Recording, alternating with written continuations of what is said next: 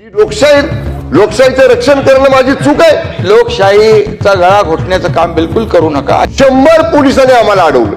मतदानापासून वंचित ठेवणं हे आतापर्यंत इतिहासामध्ये पहिल्यांदा आहे. या दंडाला 4-5 पोलीस, या दंडाला 4-5 पोलीस, कमरेला 4-5 पोलीस, पायाला 4-5 पोलीस, एखादा आरोपी फरफटत नेतात. तसं मला आणि माझ्या बरोबर असणाऱ्या त्या सदस्याला दोघाला अक्षरशः फरफटत नेला. अध्यक्ष महाराज, एका विशिष्ट पक्षाचे 10-15 पदाधिकारी होते. त्यांचा जिल्हा परिषदेशी संबंध नाही, जे आमदार नाहीत, जे खासदार नाहीत, जे मंत्री नाहीत. आणि सन्माननीय अध्यक्ष महोदय, त्या निवडणुकीमध्ये जिल्हा परिषद सदस्यांना व्हीप बजवायचा अधिकार पक्षाने मला दिलेला आहे. त्या सदस्यांना निवडणुकीपूर्वी व्हीप बजावण्यासाठी मी त्या ठिकाणी होतो. सन्माननीय अध्यक्ष महोदय, 4थ्या मजल्यावर जिल्हा परिषदेच्या सभागृहामध्ये मतदानाची प्रक्रिया होती. 2 सदस्य माझ्याबरोबर आणि मकरंदाबांच्या बरोबर, वरच्या सभागृहाचे सदस्य शशिकांत शिंदे साहेब आणि राज्यसभा खासदार नितीन काका पाटील, आम्ही 4घच होतो. आणि ते सदस्य आमच्याबरोबर मतदानाला चालले होते. अध्यक्ष महाराज, 100 पोलीस, 100 लिफ्ट मधनं आम्ही बाहेर आलो. 100 अशी लिफ्ट आहे अध्यक्ष महाराज. एक वरांडा उजव्या बाजूला जातो, एक वरांडा डाव्या बाजूला जातो, मध्ये पॅसेज वेटिंग रूम आहे. 100 पोलिसांनी आम्हाला अडवलं. त्यातनंही तो सदस्य म्हणत होता, मला मतदानाला जायचे, पालकमंत्री माझ्या बरोबर आहेत, ते मला दरवाजापर्यंत सोडतील.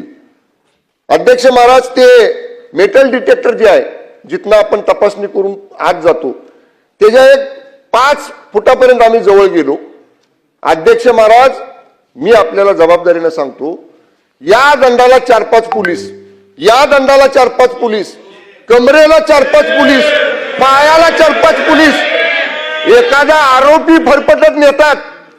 तसं मला आणि माझ्या बरोबर असणाऱ्या त्या सदस्याला दोघाला अक्षरशः फरफटत नेला. अध्यक्ष महाराज, अध्यक्ष महाराज, या संदर्भामध्ये 4 दिवस झाले मी गोळ्या खातोय. मुक्कामार एवढा लागलाय प्रचंड. अध्यक्ष महाराज, मी 40 वर्ष राजकारणात आहे. माझे आजोबा या राज्याचे गृहमंत्री होते. ज्या आसनावर आपण बसलाय त्या आसनावर बसून या सभागृहाचं विधानसभा अध्यक्ष म्हणून त्यांनी काम केलेलं आहे. काय चूक माझी? माझी चूक एवढीच होती, माझ्या पक्षाच्या सदस्यांना व्हीप बजवायला मी तिथं गेलो आणि त्यांना अडवतात म्हटल्यावर मी त्यांना म्हणलं, तुम्ही आतमध्ये चला. ही लोकशाहीचं रक्षण करणं माझी चूक आहे. आणि अध्यक्ष महाराज, आम्ही तर 4घ होतो. मी जबाबदारीने सांगतो, मला कोणाचं नाव घ्यायचं नाही, पण समोरच्या बाजूला एका विशिष्ट पक्षाचे 10-15 पदाधिकारी होते, ज्यांचा जिल्हा परिषदेशी संबंध नाही, जे आमदार नाहीत, जे खासदार नाहीत, जे मंत्री नाहीत, असे सुद्धा लोक त्या ठिकाणी पलीकडच्या बाजूला होते. अध्यक्ष महाराज, काय अध्यक्ष महाराज, लागलं मला त्या झटापटीमध्ये. मी डायबिटीजचा पेशंट आहे, रक्त जोरात यायला लागलं. माझ्या बॉडीगार्डनं मला रुमाल दिला. पण तोपर्यंत अध्यक्ष महाराज, त्या दोन्ही सदस्यांना पोलीस आरोपीसारखं पळवत घेऊन गेले. फक्त त्याला मतदानाला जाऊ द्यायचं नव्हतं. फक्त त्या 2 लोकांना मतदानापासून वंचित करायचं होतं. आमच्याकडे 33 सदस्य होते. आमचे सदस्य त्यांना कमी करायचे होते. निवडणूक झाल्यावर सुद्धा तुम्ही त्याला धरू शकला असता, पकडू शकला असता अध्यक्ष महाराज. पण 1 मिनिट अध्यक्ष महाराज, मी जबाबदारीनं सांगतो, या सगळ्यांच्या पाठीमागं जिल्हा पोलीस अधीक्षक तुषार दोशी आणि एलसीबीचा पोलीस निरीक्षक देवकर आणि एलसीबीचा सहाय्यक निरीक्षक गर्जे, या तिघांना मी ओळखलेलं. हे तिघ आणि त्यांच्या बरोबरच्या सिव्हिल ड्रेस मधले 100 पोलीस वरच्या सभागृहामध्ये माननीय उपसभापतींनी ह्याला निलंबित केलेलं आहे. आमची मागणी आहे, या सभागृहामध्ये त्याला बडतर्फ करावं, सन्मान्य सदस्य अर्जुन खोतकरजी, मुळीच नाही. आपण खाली बसा, खूप झालं आता, खाली बसा. सन्मान्य सदस्य अर्जुन खोतकरजी आणि सन्मान्य मंत्री महोदय शंभूराज देसाई साहेबांनी जी माहिती सभागृहात दिलेली आहे, बसा, बोलायचं.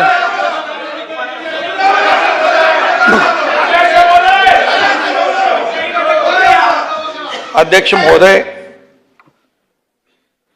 या सभागृहामध्ये सन्माननीय अर्जुन खोतकर आणि शंभूराज देसाई यांनी सातारा जिल्ह्यातली घटना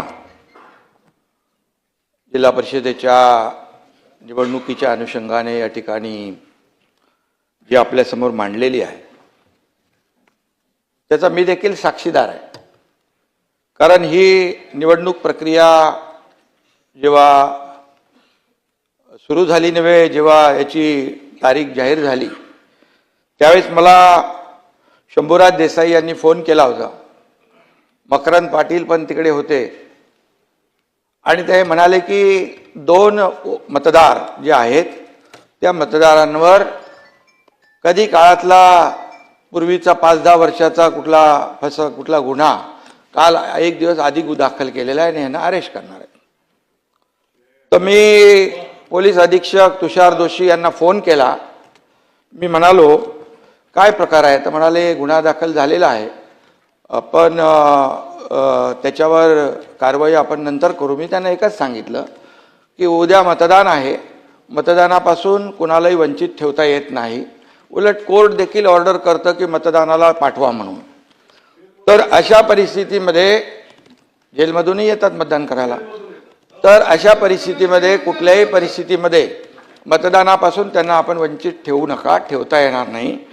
SP मला म्हणाले असं काही होणार नाही, त्यांना वंचित मी ठेवणार नाही, ते मतदान करतील. मतदान झाल्यानंतर काय शहानिशा करा आणि त्याच्यामध्ये जे काही कार्यवाही करायची ती करा. त्यानंतर मी पोलीस महासंचालक आपले दाते साहेब DG साहेबांना मी फोन केला. फोन केल्यानंतर मी त्यांना सांगितलं अशी अशी घटना त्या ठिकाणी अशी निवडणूक आहे आणि मला थोडी शंका आहे की तिथले पोलीस अधीक्षक हे 2 मतदार जे आहेत, कारण बहुमत इकडे या बाजूला होतं शंभूराज देसाई, मकरंद पाटील आणि या सगळ्यांकडे, आणि हे मतं कमी करण्यासाठी आणि त्या निवडणुकीमध्ये विजय मिळवण्यासाठी पराभव करण्यासाठी या लोकांचा अशा प्रकारचा प्रकार होऊ शकतो. तर DGनी त्यांना फोन केला आणि DG मला म्हणाले, मी त्यांना फोन केला आहे, मी तुषार दोशी यांच्याकडे खात्री देखील केली की मला DG साहेबांचा फोन आलेला आहे आणि मी कुठल्याही परिस्थितीमध्ये अशा प्रकारचं याला मतदानापासून आमचे लोक थांबवणार नाहीत. मी त्यांना सांगितलं तुमचे लोक तिकडे गेटवर थांबलेले आहेत अशी आमच्या लोकांनी माहिती दिलेली आहे. तर तुम्ही त्यांना सूचना द्या, इन्स्ट्रक्शन द्या की मतदान झाल्यानंतर तुम्हाला जी काही कार्यवाही करायची ती करू शकता तुम्ही, परंतु मतदानापासून वंचित ठेवणं हा गुन्हा आहे आणि मतदानापासून वंचित ठेवणं हा लोकशाहीचा खून आहे आणि लोकशाहीचा गळा घोटण्याचं काम बिलकुल करू नका, अशा प्रकारचं मी त्यांना सांगितलं. ते बोलले असं काही होणार नाही. परंतु त्यानंतर मीडियामध्ये देखील मी पाहिलं, शंभूराज देसाईने स्वतः सांगितलं, म्हणजे मंत्री का गेले तिथे? कारण त्यांना माहीत होतं तिथे त्यांना अडवतील म्हणून त्यांनी पण त्या आपल्या याच्या सीमा जी आहे बाहेर होते, त्या गेटच्या बाहेरपर्यंत त्यांना गेल्यानंतर मंत्री बघितले नाही, पदाधिकारी बघितले नाही, कोणी बघितले नाही, जसे आमदार बघितले नाही, असे आरोपीला असं पकडतात तसं पकडून घेऊन गेले. आणि त्या ठिकाणी घेऊन गेल्यानंतर ते 2 लोक, बरं ते 2च कसे काय मग मतदार त्यांनी पकडले? 2च मतदार जे आहेत ते त्यांना घेऊन गेले आणि त्यांना निवडणूक, मी पुन्हा फोन केला त्यांना DGना. DG म्हणाले असं होणार नाही. मी बोलला होणार काय नाही, निवडणूक पूर्णपणे पार पडते तिकडे, निवडणूक पार पडल्यानंतर तुम्ही त्यांना सोडून काय उपयोग आहे? आणि मग निवडणूक पार पडली आणि त्यानंतर या सगळ्या, परंतु जी परिस्थिती निर्माण झाली महाराष्ट्राच्या इतिहासामध्ये अशा प्रकारची परिस्थिती पहिल्यांदा आपण पाहिलेली आहे. कारण कुठल्याही परिस्थितीमध्ये अशा प्रकारची परिस्थिती मतदानापासून वंचित ठेवणं हे आतापर्यंत इतिहासामध्ये पहिल्यांदा आहे. आणि त्यामुळे मला जे माहिती होतं ते, आणि मी त्यांना फोन केले होते म्हणून मी तुमच्या निदर्शनास मी आणू इच्छितो. अध्यक्ष महोदय, सन्माननीय उपमुख्यमंत्र्यांनी जी वस्तुस्थिती सांगितलेली आहे त्या वस्तुस्थितीच्या आधारावर या संपूर्ण प्रकरणाची योग्य ती चौकशी केली जाईल आणि चौकशीच्या मध्ये जे काही निष्पन्न होईल त्यानुसार त्याच्यावर कारवाई केली जाईल.